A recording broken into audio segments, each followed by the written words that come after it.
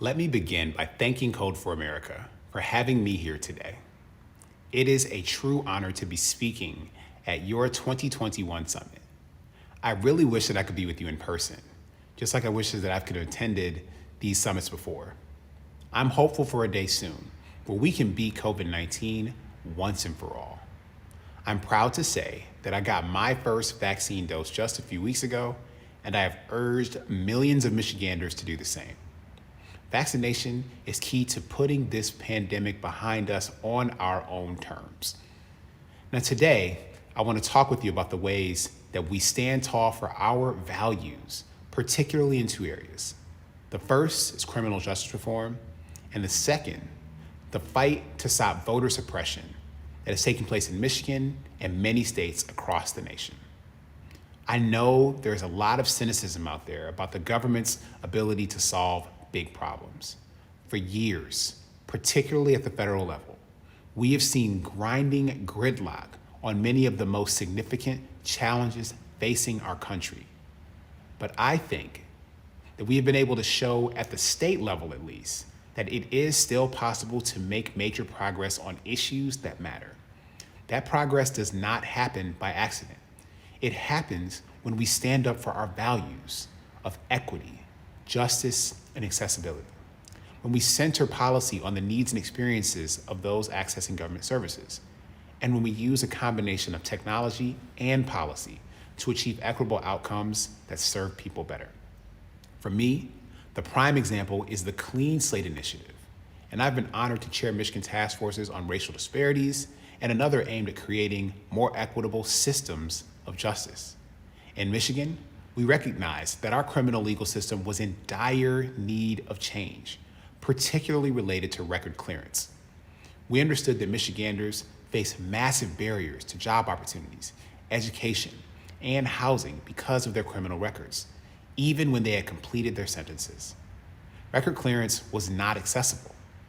We heard from the community that we needed to take action to begin to tackle the systemic inequities and legacy of injustice within the criminal legal system and create lasting change.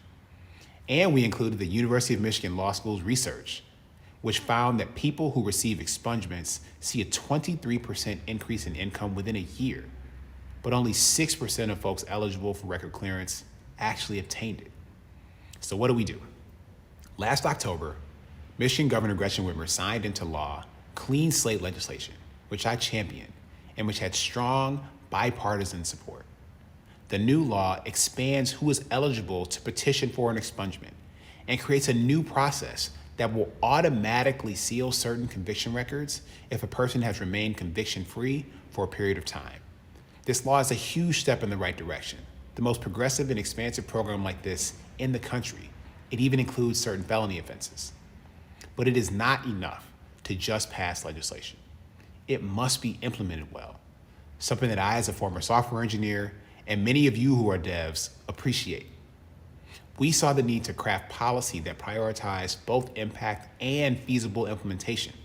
And I am proud that just a few weeks ago in April, we were able to appropriate the first $4 million to turn this legislation into reality. These funds will support expungement efforts across the state. And when this bill gets implemented, it will reinvigorate the economic potential of hundreds of thousands of Michiganders whose records have prevented them from getting jobs or securing housing. And it will help us grow our workforce. While clean slate policies need good technology and policy design, they also need political will. We made the choice to envision and enact a new path forward. Your state should too.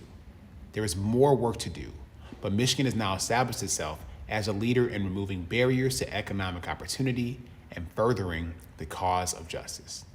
Going forward, I will continue to stand tall for Michiganders across the state who need someone in their corner.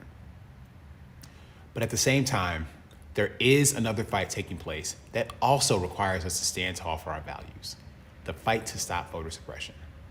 Voter suppression is a grave threat to our democracy and our nation. Whether it is in Michigan or Georgia, we have seen a coordinated effort by some to dismantle the very foundations of our democracy. But unlike Georgia, Governor Whitmer and I will do everything in our power to protect people's voting rights because we respect the will and voice of the people. So let me conclude with one final thought. Our states and our nation face monumental challenges around systemic racism, economic opportunities, and COVID relief, just to name a few areas. But I think we have shown in Michigan that good policy can be developed, approved, and implemented when we really focus and center the people we serve. An equitable path is the path forward. It is the way to stand tall for our values. Remember that every day. Thank you so much for having me, and best of luck with the remainder of the CFA Summit.